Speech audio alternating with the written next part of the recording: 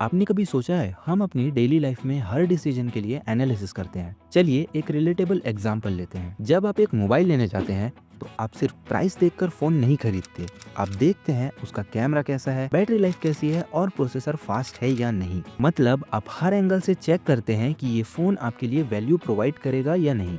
अब भले ही हम कपड़े खरीदें या नई कार खरीदें, इवन अगर हम कहीं समोसे भी खाने जाते हैं तो कंपेयर करते हैं कि किसके यहाँ के समोसे सबसे ज्यादा टेस्टी होते हैं। तो दोस्तों, ये सब एक तरह का एनालिसिस ही होता है। अब सोचिए, अगर आप अपनी पर्सनल चॉइस के लिए इतना एनालाइज करते हैं तो क्या शेयर मार्केट के लिए एनालिसिस जरूरी नहीं होगा? बिल्कुल इसी तरह जब आप किसी स्टॉक में इन्वेस्ट करते हैं तो आपको भी उस कंपनी का डीप एनालिसिस करना होता है और इसी प्रोसेस को हम कहते हैं फंडामेंटल एनालिसिस। अब सवाल ये है कि फंडामेंटल एनालिसिस क्या है? तो फंडामेंटल एनालिसिस का मतलब है किसी कंपनी के अंदर के फैक्टर्स को डीपली समझना, जिसमें आपको ये देखना है कि कंपनी के फाइनेंशियल्स कैसे हैं, उसका बिजनेस कैसा चल रहा है, क्या कंपनी का फ्यूचर ब्राइट है या नहीं।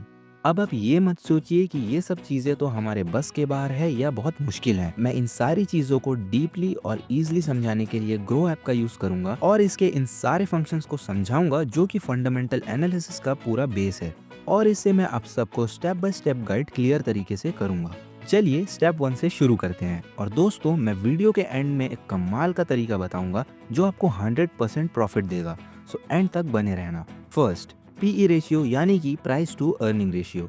इमेजिन करिए कि एक कंपनी का शेयर प्राइस 2000 रुपीज है और उसका ईपीएस यानी कि अर्निंग पर शेयर 25 रुपए है। पीई रेशियो निकालने के लिए आप शेयर प्राइस 2000 को अर्निंग पर शेयर 25 से डिवाइड करेंगे तो आपको प्रॉफिट निकल आएगा 80। पीई रेशियो आपको ये बताता है कि किसी कंपनी में 1 रुपए प्रॉफिट कमाने के लिए आपको कितना इन्वेस्ट करना पड़ेगा। सिंपल रूल, लो पीई रेशियो ज्यादा फायदे का सिग्नल है और हाई पीई रेशियो रिस्की हो सकता है। जैसा कि आप यहाँ एसबीआई के शेयर में अगर देखें तो इसका पीई रेशियो 10 है, जो कि ठीक ठाक है। वैसे तो हम समझते हैं कि 20 तक का ठीक होता है, मगर आपको ध्यान रखना है कि ये जितना कम होगा उतना बेस्ट होगा। पीई रेशियो 1-2 से ज्यादा या माइनस में ना हो तो ही वो बेस्ट है, अदरवाइज आपको उससे दूर ही रहना है। हम एग्जाम्पल लें और समझे कि अगर एक लोकल शॉप 500 रुपए में एक प्रोडक्ट बेच रही है जिसका कॉस्ट 50 रुपए है और वहीं दूसरी शॉप सेम प्रोडक्ट 200 रुपए में दे रही है जिसका कॉस्ट भी 50 रुपए है, तो नेचुरली आप सेकंड शॉप प्रेफर करेंगे। और हम स्टॉक मार्केट में यही सेम लॉजिक पीई रेशियो के थ्रू समझते हैं। सेकंड, पीबी रेशियो यानी कि प्राइस टू बुक रेशियो। अगर किसी कंपनी का स्टॉक प्राइस उसकी बुक वैल्यू यानी कि कंपनी के एसेट्स माइनस लायबिलिटी से ज्यादा है तो ये ओवर वैल्यूड हो सकता है। फॉर एग्जाम्पल, एक घर जिसकी मार्केट प्राइस 1 करोड़ है लेकिन एक्चुअल कंस्ट्रक्शन कॉस्ट 50 लाख है, तो ऐसे में वो घर ओवर प्राइस्ड होगा। सेम कॉन्सेप्ट स्टॉक्स पर भी अप्लाई होता है और यही हेल्प करती है आपको ये जानने में कि जो शेयर आप लेने की सोच रहे हैं वो अपनी सही प्राइस पे है या वो ओवर प्राइस्ड है। और आपको उन्हीं शेयर्स को देखना है जिनका पीबी रेशियो पीई रेशियो की तरह 1-2 का ही हो और माइनस में ना हो। क्योंकि दोस्तों, अगर किसी कंपनी का पीई रेशियो या पीबी रेशियो 0 या 0 से नीचे माइनस में है तो इसका मतलब है कि कंपनी में लॉस चल रहा है या वो स्टेबल नहीं है। थर्ड, डेप्ट टू इक्विटी रेशियो, जो कि होता है फाइनेंशियल स्टेबिलिटी इंडिकेटर। हाई डेप्थ वाली कंपनीज रिस्की होती हैं। अगर कंपनी के पास 100 करोड़ रुपए का लोन है लेकिन उसके एसेट्स सिर्फ 50 करोड़ के हैं तो ये डेंजरस सिग्नल है। यानी समझे तो डेप्टर्स होते हैं कर्ज देने वाले जो कि कंपनी को इंटरेस्ट के बदले कर्ज देते हैं, और इक्विटी होल्डर्स वो होते हैं जो कंपनी के कुछ हिस्से में ओनरशिप के बदले कंपनी को पैसे देते हैं। तो आप खुद ही समझिए कि जिस कंपनी में कर्ज देने वाले और इक्विटी होल्डर्स बहुत सारे हों, या यूं कहें तो जिस कंपनी के बहुत से मालिक टुकड़ों में हों, तो वो कंपनी को प्रॉफिट होने में कितनी मुश्किल हो सकती है। और ऐसे कई केसेस में कई कंपनीज डूब भी चुकी है। तो ऐसे में हमारा सिंपल रूल कहता है कि कम डेप्थ और इक्विटी शेयरिंग वाली कंपनीज में इन्वेस्ट करें, और ये भी दोस्तों 1-2 का ही होना चाहिए।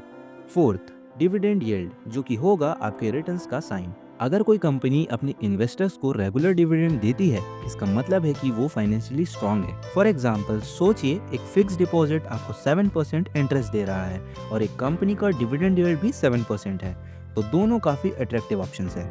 मगर दोस्तों, ये हर बार जरूरी नहीं है, क्योंकि कंपनी कई बार क्या करती है कि अपने प्रॉफिट को डिविडेंड के रूप में देने के बजाय उन प्रॉफिट्स को अपने पास ही रखती है कंपनी के एड्स के लिए या कंपनी को और आगे ग्रो करने के लिए।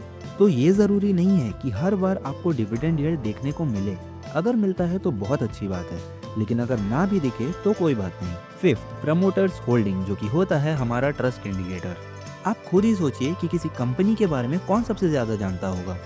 ऑब्वियसली वही जिसने कंपनी को बनाया होगा, यानी कि कंपनी का ओनर, और इन्हें ही कंपनी के प्रमोटर्स भी कहा जाता है। और अगर कंपनी के प्रमोटर्स के अपनी कंपनी में ज्यादा स्टेक हैं, इसका मतलब है कि उन्हें अपने बिजनेस में काफी ट्रस्ट है। यानी सिंपल भाषा में कहें तो अगर आपको ये जानना है कि किस कंपनी में सबसे ज्यादा पोटेंशियल है, तो आपको ये देखना होगा कि उस कंपनी में कंपनी के मालिक के कितने ज्यादा शेयर इन्वेस्ट हैं। अगर वो ज्यादा हो तो आप समझ जाइए कि कंपनी के ओनर को पूरा भरोसा है कि कंपनी आगे बहुत ज्यादा ग्रो करेगी और इसका फ्यूचर बहुत स्ट्रांग है।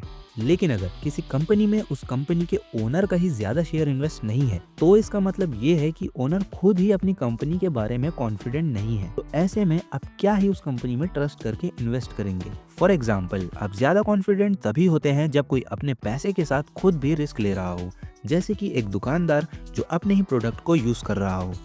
सिक्स्थ, FII यानी कि फॉरेन इंस्टीट्यूशनल इन्वेस्टमेंट। अगर किसी कंपनी में FIIs या फॉरेन इन्वेस्टर्स हैविली इन्वेस्ट कर रहे हैं, इसका मतलब है कि वो कंपनी अच्छी रिसर्च के बेसिस पे स्ट्रांग है। और या फिर अगर हम ये कहें कि अगर आपको ये चीज अप्रूव करना है कि किसी कंपनी में इन्वेस्ट करना सच में लो रिस्की होगा या नहीं, तो आपको ये देखना है कि उस कंपनी में डोमेस्टिक इंस्टीट्यूशंस और फॉरेन इन्वेस्टर्स ज्यादा मात्रा में इन्वेस्ट कर रहे हैं या नहीं। अगर आप देख रहे हैं कि डोमेस्टिक इंस्टीट्यूशंस और फॉरेन इन्वेस्टर्स किसी कंपनी में ज्यादा बढ़ चढ़ के इन्वेस्ट कर रहे हैं, तो आप उसमें कुछ देर पहले बताई गई सारी चीजों को नोटिस करके इन्वेस्ट कर सकते हैं। क्योंकि डोमेस्टिक इंस्टीट्यूशंस और फॉरेन इन्वेस्टर्स जो होते हैं वो प्रोफेशनल्स होते हैं और वो कहीं भी पैसा इन्वेस्ट करने से पहले डीपली रिसर्च करते हैं उसके बारे में, एंड देन वो काफ़ी समझदारी से इन्वेस्ट करते हैं और यही उनका काम होता है। सो यस, ये मोस्ट ईजिएस्ट वे है इन्वेस्टमेंट में। 7th, future demand and monopoly. Companies का फ्यूचर डिमांड और मोनोपोली देखना जरूरी है। यहाँ मोनोपोली से मतलब है लो कंपटीशन, यानी कि आप उन कंपनीज में इन्वेस्ट करिए जिनके बीच कंपटीशन कम है या ना के बराबर है, मगर उसका फ्यूचर बेस भी काफी ज्यादा स्ट्रॉन्ग है। एग्जाम्पल के लिए IRCTC एक मोनोपोली कंपनी है जो रेलवे स्केटिंग और टिकट बुकिंग में काफी स्ट्रॉन्ग है, और इसके अलावा इंडिया में कोई नहीं है इससे कंपटीशन के लिए। तो इसमें इन्वेस्टर्स इन्वेस्ट करने के लिए हिचकिचाते नहीं है, क्योंकि सिंपल फंडा है। अगर आपकी दुकान मेन सिटी में है और आपने पब्लिक डिमांड को नोटिस करके जिस चीज की शॉप खोली है और वैसी शॉप आपके आसपास कहीं नहीं है, तो जाहिर सी बात है कि आपकी शॉप कुछ ही हफ्तों में काफी ज्यादा चलेगी। अब हम कुछ कॉमन मिथ्स को ब्रेक करते हैं। First, high price stock means better investment. तो ऐसा बिल्कुल नहीं है। स्टॉक का प्राइस उसकी वैल्यूएशन को जस्टिफाई करता है या नहीं, ये देखना जरूरी है। सेकेंड, क्विक रिटर्न, वो भी रातों रात।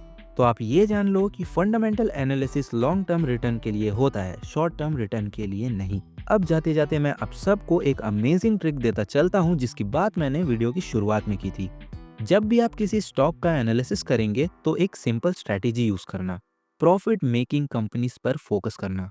साथ में ऐसे बिजनेसेस देखना जो लो कंपटीशन में हो, और पीयर कंपैरिजन जरूर करना। जैसे अगर आप मारुति के स्टॉक्स देख रहे हैं तो टाटा मोटर्स और होंडा का परफॉर्मेंस भी कंपेयर करके डिसाइड करना कि कौन सा बेटर है।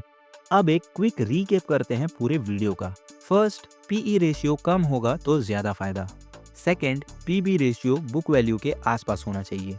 थर्ड, डेप्थ टू इक्विटी रेशियो लो हो तो better. Fourth, dividend yield, high dividend वाली कंपनीज स्ट्रांग होती हैं।